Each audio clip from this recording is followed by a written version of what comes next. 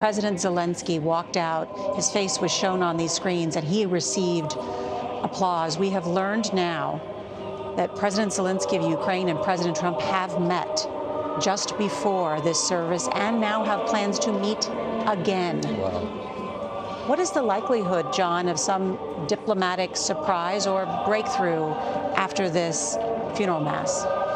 Well, we'll have to see what comes out of that Trump-Zelenskyy meeting, but it should be said that papal masses often occasion surprising diplomatic breakthroughs. I remember at the funeral mass of John Paul II 20 years ago, the then president of Israel had the opportunity to shake the hand of the presidents of Iran and of Syria, two countries that do not recognize Israel's right to exist. This is probably as close as they ever came to doing so.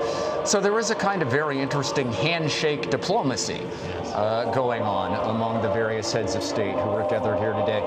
One wonders, Father, if they're going to take to heart that message of the sign of peace, truly, as they leave St. Peter's Square this morning and go back to make decisions that will, of course, shape the lives of countless peoples around the world. It is an important moment. If we're in front of the death of a great leader, in front of his coffin, effectively, and it reminds us, it can only remind us that we are all mortal.